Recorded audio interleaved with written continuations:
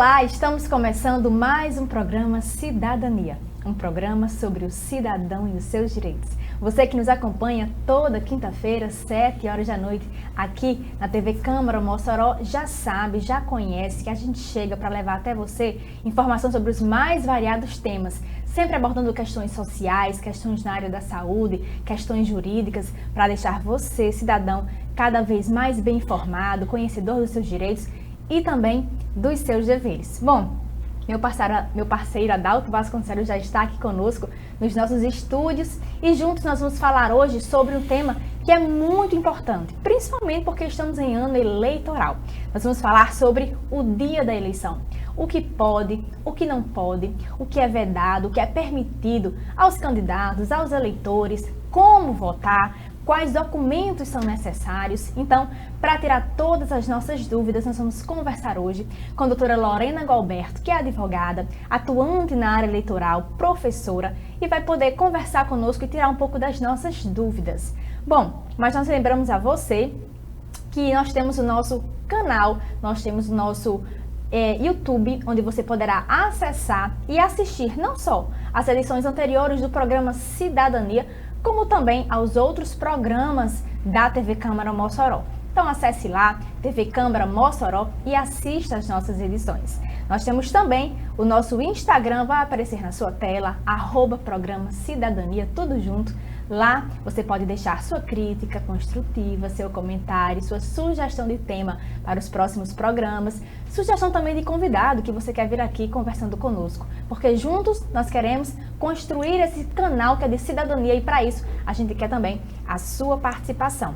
Bom, lembramos ainda que a TV Câmara Mossoró é exibida em parceria com a TCM no canal 23.2 da sua grade e também através da Telecab no canal 2. Bom, vamos fazer um breve intervalo. Esse bloco é curtinho, porque no próximo bloco a gente já retorna e trazemos então a nossa convidada que já se encontra aqui nos nossos estúdios para conversar conosco sobre o dia da eleição. Então, se você tem dúvida, não saia daí que é rapidinho, a gente vai para um breve intervalo, mas daqui a pouco a gente já volta tirando muitas dúvidas. É rapidinho, não saia daí que a gente volta já.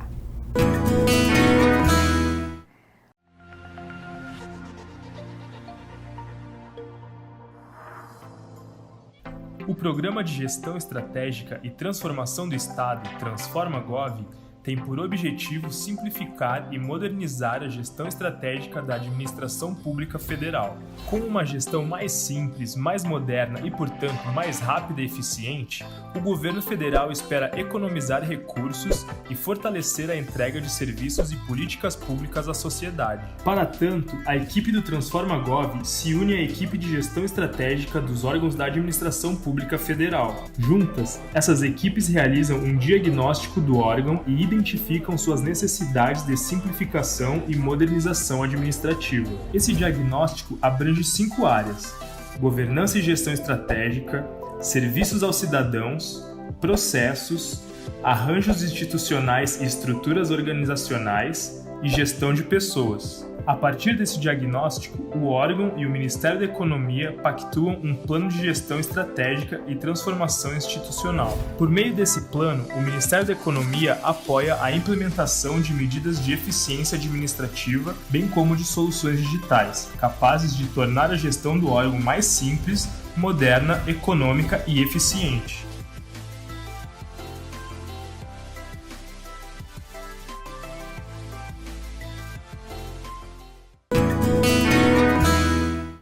Estamos de volta com Cidadania e agora, nesse segundo bloco, nós já estamos aqui com a nossa convidada, doutora Lorena Gualberto, que é advogada, professora, especialista em Direito Eleitoral e também Gestão Pública e vai poder conversar conosco, tirar nossas dúvidas, né, Adalto, sobre o dia da eleição. O que pode, o que não pode, o que é permitido, o que é vedado.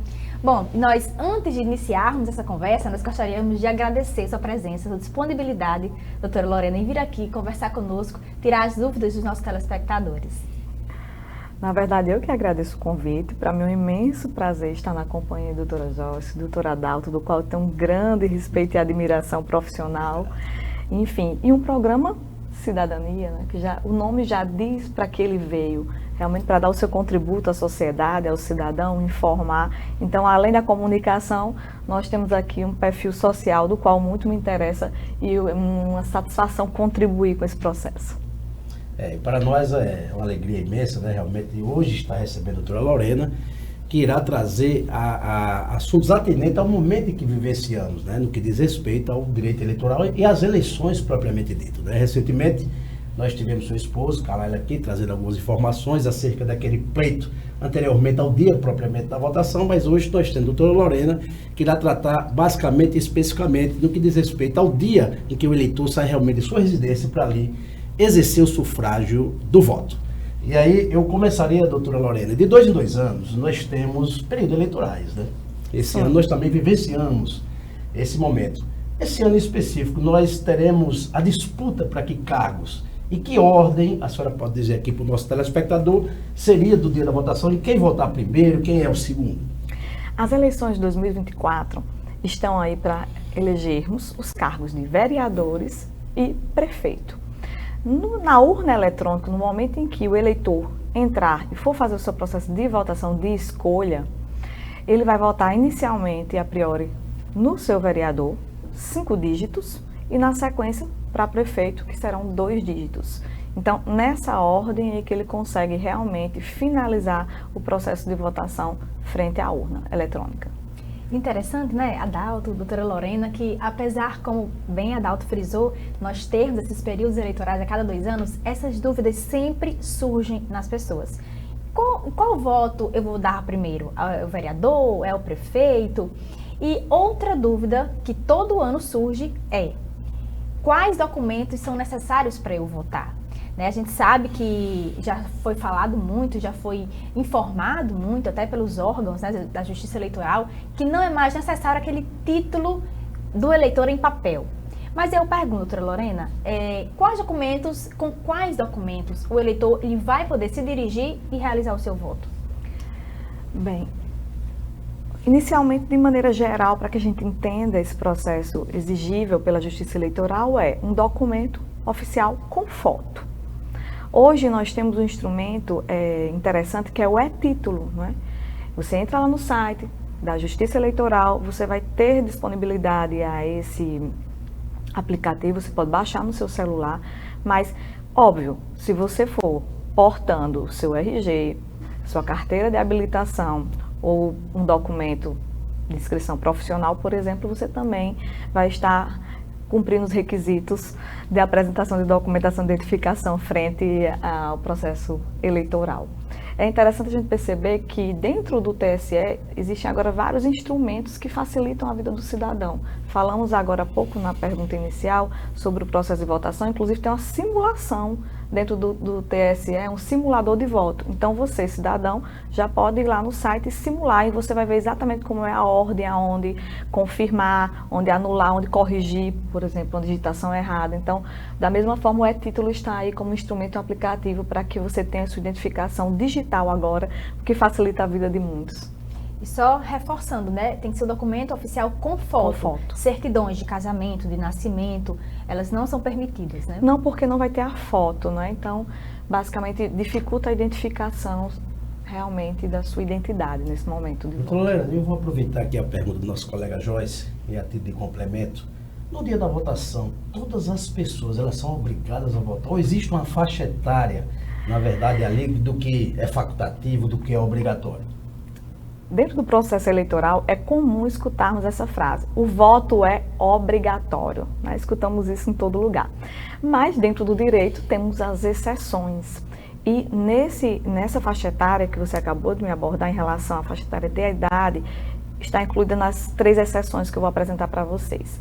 Ou seja, entre 16 e 18 anos, o voto é facultativo. Né? Acima de 70 anos, o voto é facultativo e frente ao analfabetismo também o voto é facultativo. Então, nós temos 3 exceções facultadas à questão da obrigatoriedade do voto. E abaixo dos 16, então, o voto é proibido? Só vota acima de 16 anos, né? A partir de 16 anos é que o voto realmente se torna uma possibilidade, né? Uma faculdade se torna aí o cidadão em si que pode exercer realmente a questão da escolha dos nossos representantes. E é interessante, quando se fala em faixa etária, e aí eu não vou lá para o adolescente, para o senhor, para aquele idoso, Sim. É importante, assim, você vê a vibração daquelas pessoas no ato de votar, porque mesmo você não tendo mais a obrigatoriedade por sua idade, mas muitos realmente, doutora Lorena, eles saem de suas residências e vão exercer o direito da cidadania, né? O direito do voto, da escolha daquela pessoa que ele acha conveniente, que pode governar, que vai fazer o melhor realmente pela sua cidade, pelo seu estado ou pelo seu país, né? Dentro do processo de pesquisa, mostra que é praticamente escasso a desistência dos votantes acima justamente de 70 anos. Então, eles fazem realmente questão de ir às urnas fazer seu exercício de cidadania. É bem interessante isso que você acabou de falar, realmente. E, doutora Lorena, na sua resposta, né, me fez lembrar quando ela disse que existe já um simulador de voto no site da Sim. Justiça Eleitoral, né, que realmente a Justiça Eleitoral ela vem se modernizando. Tanto, a doutora Lorena citou também o e-título, né, e me faz lembrar que nessa realização das eleições desse ano, inclusive o mesário ele vai poder digitar o CPF do eleitor. Né? Porque a gente sabe que apenas o título, a numeração do título do eleitor dava então acesso à cabine de votação para que você pudesse realizar seu voto. Mas nessas eleições o mesário vai poder digitar o CPF do eleitor e vai poder habilitá-lo a votar. Então é cada vez mais a Justiça Eleitoral facilitando, né, o acesso e o direito ao voto, né?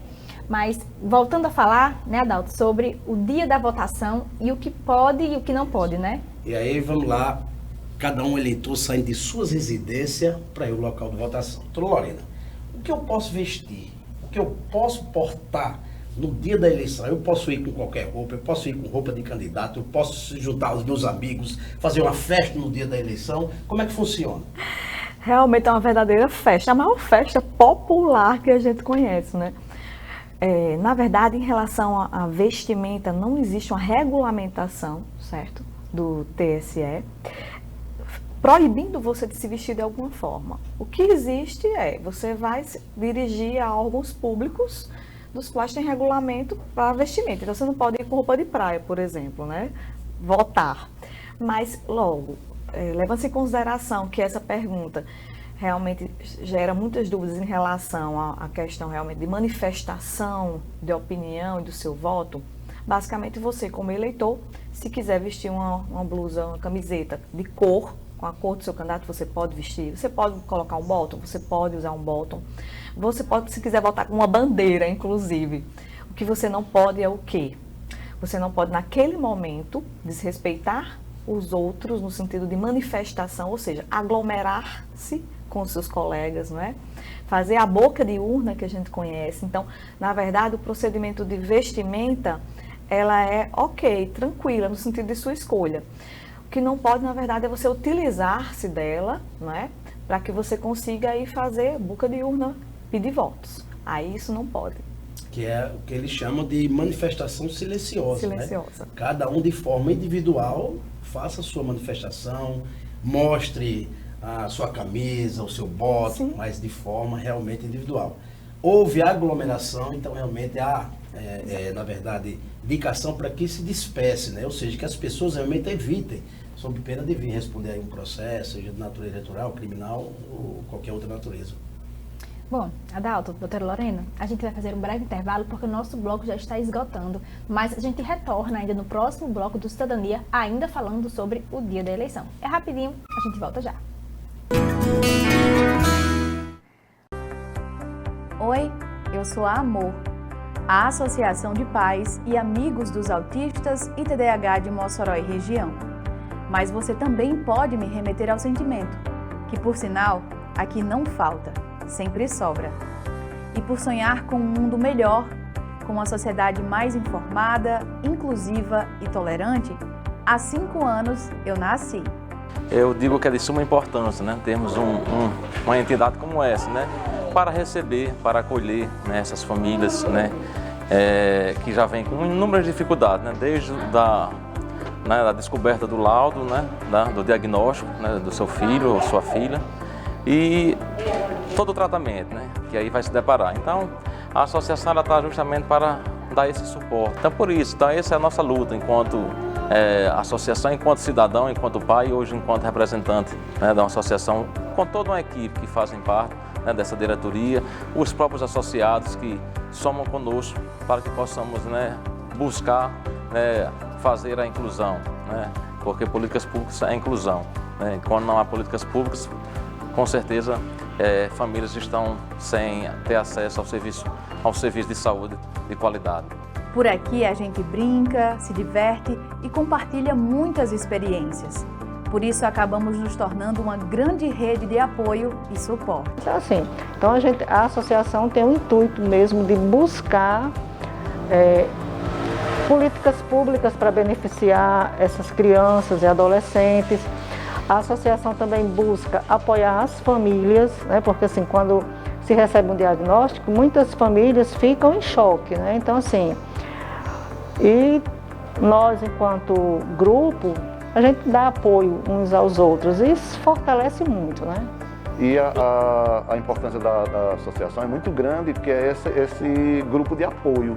O autismo é uma característica, assim como tem pessoas louras, tem pessoas... Então, se você recebeu o diagnóstico de autismo ou TDAH, não hesite em nos procurar. Estamos de braços abertos e com muitas histórias incríveis que com certeza vão te ajudar. Assim, as pessoas que têm autismo podem viver uma vida normal, ser o que elas quiserem, conseguir o que a pessoa quiser. E para mim foi muito bom ter entrado na associação, porque são muitas experiências trocadas com outras mães, foi muito bom. Dicas, tudo que ajuda, né? Vocês mães que receberam o diagnóstico agora, estão se sentindo sozinhas, vocês não estão sozinhas. Tem o grupo da Amor, da associação, estamos aqui para acolher todas essas mães que não sabem o que fazer, que estão desesperadas, né? Não se desespere, a Amor está aqui para dar amor para vocês.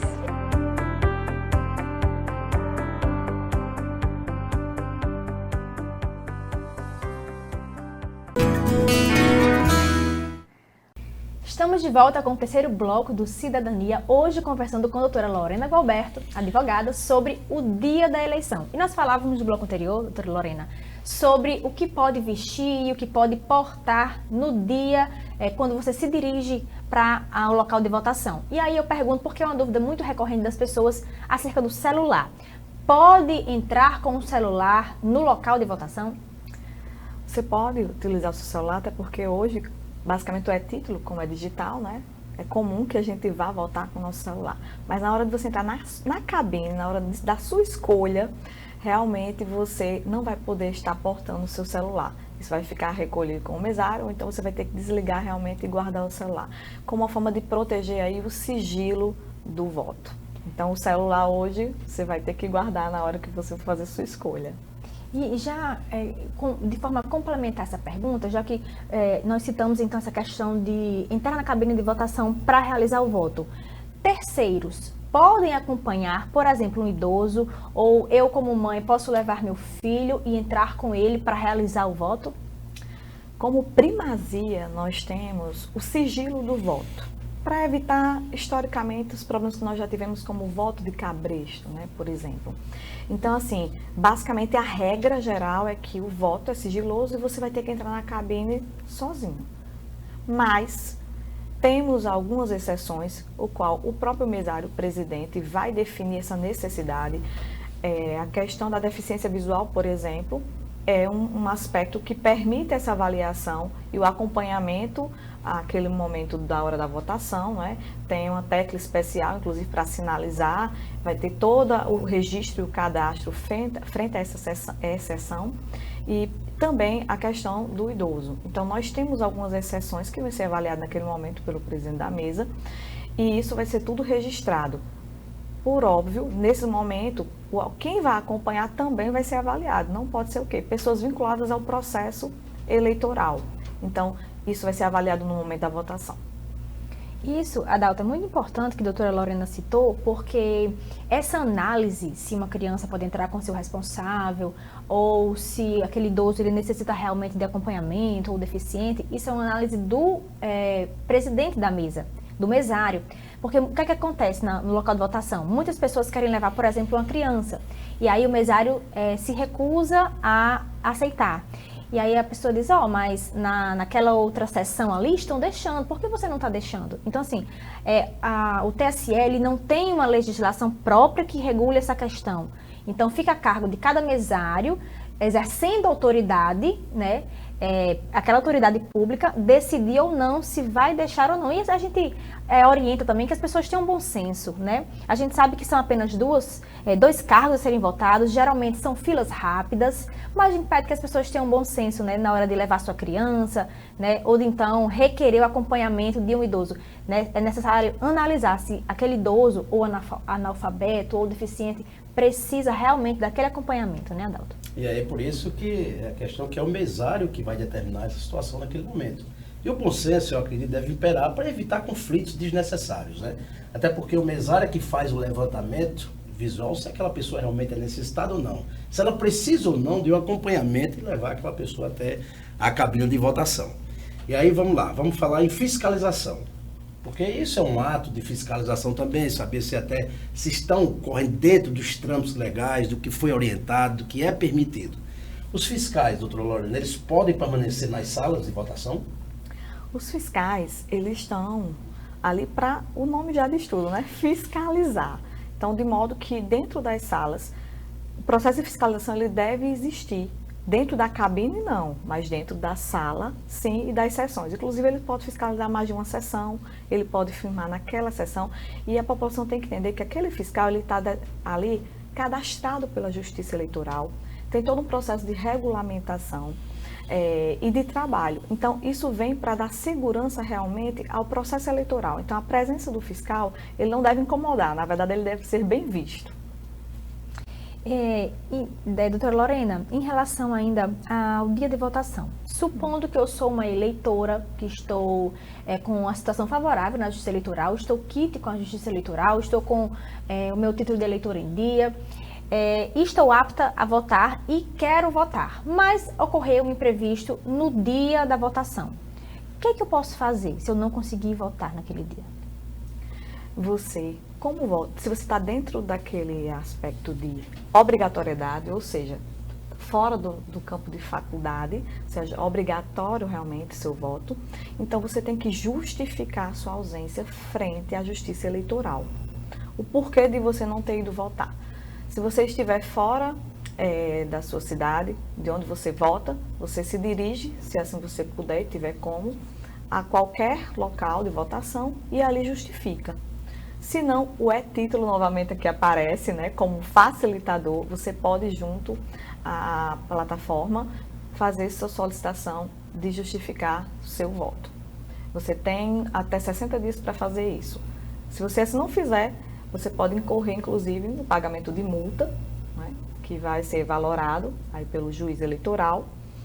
E se você não justificar, realmente você pode incorrer em algumas penalidades. Um exemplo bem clássico, por exemplo, é concurso público. Você está impedido realmente aí de exercer algumas atividades vinculadas à característica principal de um bom cidadão. Então, essa justificativa, né, Adalto, é tanto para quem está fora da sua região, da sua cidade onde vota, do seu domicílio eleitoral, como também para aquelas pessoas que estão, mas que por algum imprevisto não puderam comparecer e votar, é isso? Perfeito. Se você está fora do seu local de votação, você pode justificar pelo e-título ou até mesmo no próprio local de votação de onde você esteja naquele momento. E se você estiver no seu local de votação, mas não quer ir em loco, né, presencialmente, você utiliza o e-título para isso. E vamos lá, porque o grande dia da votação é um dia de bastante gente que vão às ruas, né, doutora? Verdade. Você vê as pessoas, principalmente ao que parece no período da manhã, o pessoal resolve sair cedo, porque quer ir votar, e aí a gente enfrenta o quê? As grandes filas naquele momento de votação. Aquelas filas especificamente, ela existe prioridade para algumas pessoas naquele momento de votação? Sim, temos prioridades na fila. Se faz necessária essa prioridade, né? Na verdade, a gente não tem que avaliar isso como uma vantagem, mas como realmente deve ser. É uma resposta a alguma necessidade daquele cidadão. Então, vamos lá. Maiores de 60 anos tem prioridade, não é isso? gestantes, lactantes. Muitos não sabem, mas o obeso tem prioridades na fila. Agora a nova resolução, inclusive, traz a possibilidade de quem é doador de sangue, ou seja, frente àquela lista de prioridades, o doador de sangue também vai estar como uma prioridade nessa eleição. Acima de 80 anos é a prioridade da prioridade. Não é? Temos muitos aspectos que se permitem essa prioridade. Todo o pessoal vinculado à justiça eleitoral, ou seja, juízes, não é? Servidores, promotores eleitorais, eles estão ali a trabalho. Então, por óbvio, tem que ter a prioridade. A polícia militar que está ali para fiscalizar e ajudar de alguma maneira nesse procedimento tem prioridade.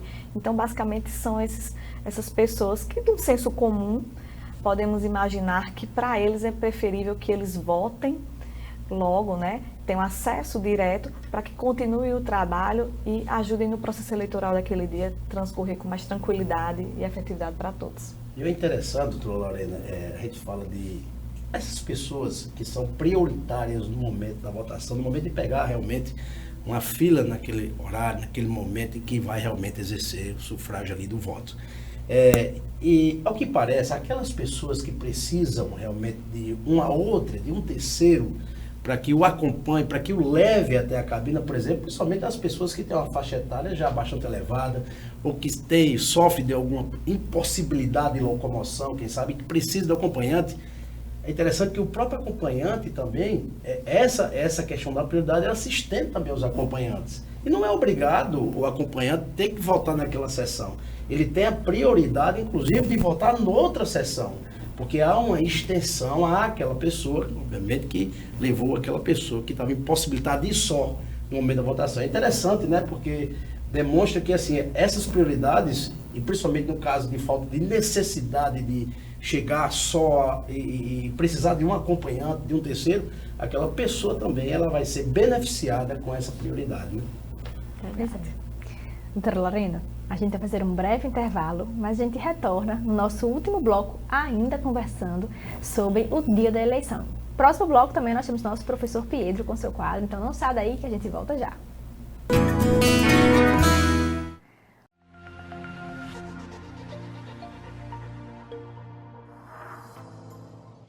O Programa de Gestão Estratégica e Transformação do Estado, Transforma-Gov, tem por objetivo simplificar e modernizar a gestão estratégica da administração pública federal.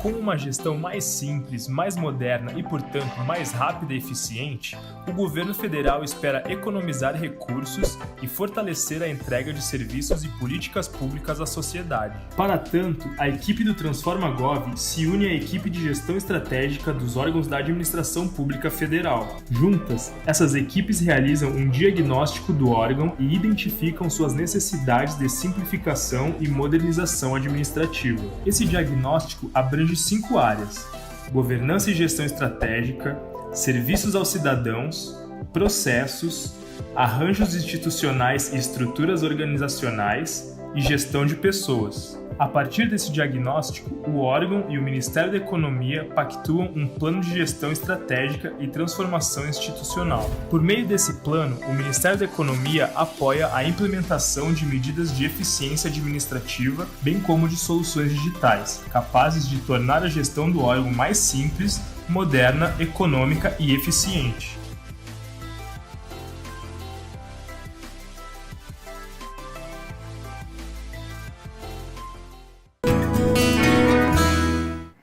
Estamos de volta com o programa Cidadania, um programa sobre o cidadão e os seus direitos. Hoje conversando sobre o dia da eleição com a doutora Lorena Gualberto. E hoje eu vou perguntando, doutora Lorena, sobre prisão. É possível a prisão de algum eleitor no dia da eleição?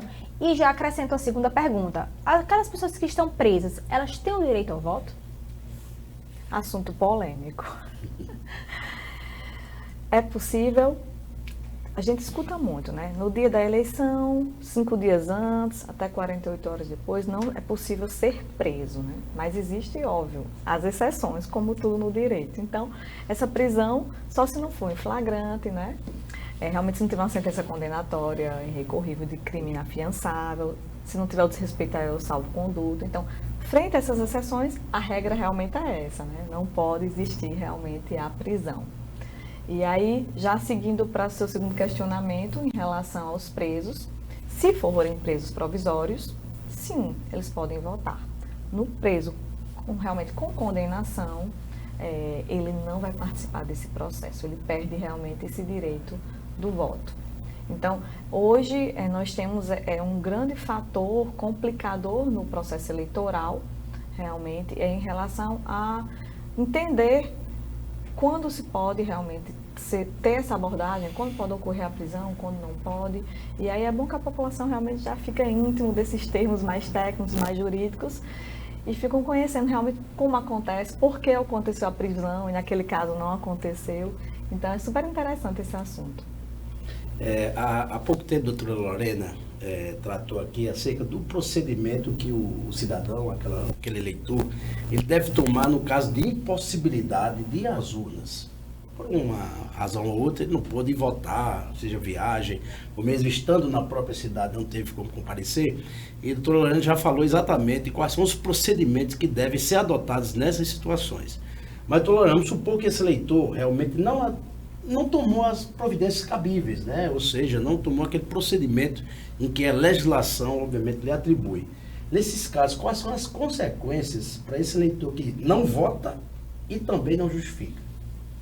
Realmente vão ser várias consequências, né? Várias consequências jurídicas vão incorrer aí. Eu até citei inicialmente a não poder fazer concurso público, não é isso? Ele também não vai poder estar em ambiente educacional fiscalizado pelo poder público. Ele vai poder mais ser candidato, não é? Ele não pode votar. Realmente vão incorrer em várias sanções. Então, o melhor realmente é você justificar.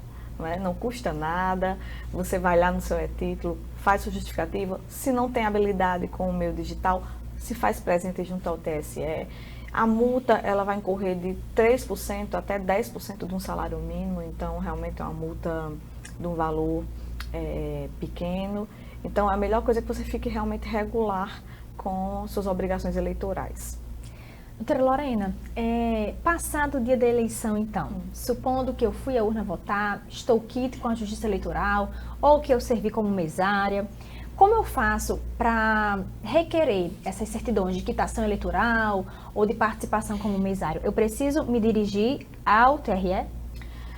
É uma possibilidade. De forma presencial, você pode se dirigir ao TRE e lá eles vão fornecer para você essa certificação.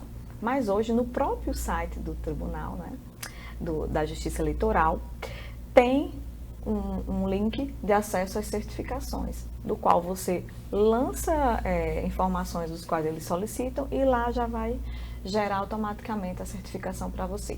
Como também o e-título também vai lhe possibilitar essa certificação. Então, são 3 vias. Pode ser pela via presencial, pelo e-título e pelo site. Exatamente. Hoje, então, a Justiça Eleitoral, hoje, no meu ponto de vista, ela é a justiça mais bem organizada que temos no sentido judicial, do poder judiciário do Estado, né, do Estado Democrático de Direito. Ela realmente se preocupa com comunicação direta com o cidadão, porque ela tem uma função administrativa, além da função judicial. Por isso, de tanto acesso e de tanta informação disponível ao cidadão. E ela veio exatamente ajudar, facilitar a vida do eleitor. Você vê que numa justificativa você não pôde votar, você pega aqui seu celular, o seu e-título ali embaixo, você já faz a justificativa. E não há razão realmente para aquele eleitor, no caso de não possibilidade de votação, não justificar a sua ausência, né? Por uma razão ou por outra, porque ele está nas suas mãos essa possibilidade, né? Hoje, antigamente eu me lembro que você teria que ir a um local de votação, realmente fazer a justificativa, lá sair com suas justificativas, e quando não podia, realmente posterior à eleição, você teria que ir lá ao TRE fazer. Então hoje, você faz de sua casa, de sua viagem, de onde você estiver, você tem o título ali, faz sua justificativa, né? A Justiça Eleitoral, ela está vindo realmente com uma formatação de comunicação direta com a sociedade, que é justamente suprindo a sua necessidade de cunho administrativo, né? Que foge do padrão judicial, de avaliar processos e tudo mais. O que eu acho mais interessante do site, eu pelo menos sou encantada com o site, é justamente aplicativo para tudo hoje, simulador para tudo. Então você vai lá, simula o voto, você simula o lugar de votação. Tem muitos simuladores, então eles investem muito em tecnologia, acesso e comunicação direta com o eleitor. E só para a gente finalizar nossa conversa, doutora Lorena, a Adalto falou novamente em justificativa e eu lembrei que muitas pessoas, às vezes, estão no seu local de votação. E quando eu digo local, eu não falo geralmente a estrutura física, o prédio, a escola, mas sim a cidade onde aquela pessoa vota. E querem justificar o voto por muitas vezes estarem na zona rural, né? E não pode, né, doutora Lorena? O aplicativo, ele localiza a sua região, onde você está, né? E realmente é para quem está fora do domicílio eleitoral, para quem está fora da cidade. Zona rural é ainda cidade, então não conta, né? Bom, doutora Lorena, como eu falei há pouco, o nosso bloco está quase finalizando, mas nós gostaríamos de agradecer mais uma vez a sua participação, a sua presença em vir aqui conversar conosco. Eu que agradeço a oportunidade, mais uma vez, estar na presença de pessoas das quais eu admiro tanto o trabalho e a finalidade desse programa, mais uma vez eu ressalto, é de grande importância a comunicação, a informação. Na verdade, o processo de conhecimento é o que faz o ser humano se desenvolver, né? Então, parabéns ao trabalho de vocês. Com certeza o eleitor, diante dessas informações, vai votar com muito mais segurança, né? Com um acesso muito mais tranquilo ao seu dever de cidadão. Bom, e eu vou vou convidar a doutora Lorena para continuar aqui conosco enquanto nós assistimos nosso professor Pietro Medeiros com seu quadro Dicas de Concurso, para você que é concurseiro, que já está aí há um bom tempo estudando, ou para você que está iniciando agora e tem muitas dúvidas. O professor Pietro chega agora para dar-nos muita informação e dicas sobre essa área dos concursos públicos. Professor Pietro, agora é com você.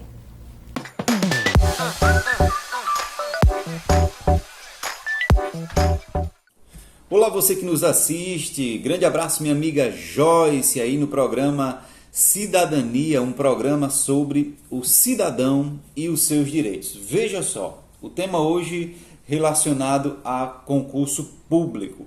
E um tema muito importante que é frequentemente questionado pelos meus alunos e por algumas pessoas que me indagam através das redes sociais é sobre o teste de aptidão física, o TAF. Então, em alguns concursos públicos, como da área policial, existe o teste de aptidão física. Eu mesmo, por me machucar na semana do teste, já fui reprovado no teste da Polícia Federal. Algumas vezes você vai se machucar, outras vezes você não estará treinado. Eu estava treinado, porém me machuquei e fui reprovado. Mas é importante que você que está almejando algum cargo na área policial já começar a treinar com antecedência. E não é só fazer academia, é treinar de forma específica para o teste de aptidão física. Outro ponto importante é com relação à execução do teste no dia. Alguns fatores podem fazer com que você, caso seja reprovado, venha a acessar o poder judiciário e venha lograr êxito no concurso, mesmo tendo sido reprovado naquele momento. Então, por exemplo, uma pessoa que está grávida, já tem decisões que o teste dela poderá ser remarcado para outra data. Algumas situações como a estrutura do local, a pista, a barra, o modo de execução, então podem também fazer com que você seja reprovado naquele momento e depois você venha a retornar. É interessante que o teste de aptidão física ele seja gravado. As bancas atualmente elas estão gravando os testes, então é importante que você tenha acesso a essa gravação depois, que caso venha a ser reprovado, você poderá, através do seu advogado, conseguir retornar para o concurso público. Então é muito interessante, fique atento às condições da pista, da corrida, a execução da barra, a execução dos abdominais. Eu tenho situações interessantes em que os candidatos relatam que fizeram a quantidade de barras, que fizeram a quantidade de abdominais, como manda o edital, e o fiscal não considerou, tá certo? Então, É muito importante que você fique atento a isso e tenha acesso à gravação que servirá como meio de prova, tá bom? Então esse foi o nosso vídeo de hoje aqui no programa Cidadania. Grande abraço e fiquem com Deus e até a próxima.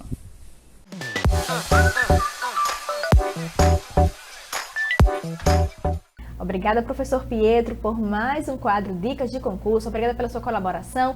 Nós vamos finalizando o programa, né, Adalto? Agradecendo mais uma vez a doutora Lorena. E que programa, e que assunto agradável, que papo bastante grandioso e, sobretudo, de conhecimento ao eleitor, que já se avizinha, né? Dia 6 de outubro nós temos aí já o dia da votação, né? Então, assim, foi muito importante, esclarecedor, hoje, com a doutora Lorena aqui, ter trazido esses pontos que são importantes, cruciais, para que o eleitor, ele evite problemas realmente no dia da eleição, que saiba como se portar, o que deve levar, evitar realmente essas aglomerações, aí evitar maiores prejuízos, obviamente, em suas vidas, e quem sabe, talvez não consiga nem votar. Então, hoje nós tivemos a alegria, a felicidade, quero aqui ratificar, confirmar aqui realmente a sua presença justamente aqui conosco, aqui na TV Câmara Mossoró, nesse bate-papo, nesse momento realmente esclarecedor aqui ao nosso telespectador, sobretudo ao eleitor que logo mais estará às urnas, exercendo o seu direito de voto, o seu direito de cidadania. Agradecemos mais uma vez e quem sabe, doutora Lorena, em outra oportunidade, estará aqui conosco também tratando de outros assuntos e pode ser até posteriormente às eleições, né? Muito obrigado.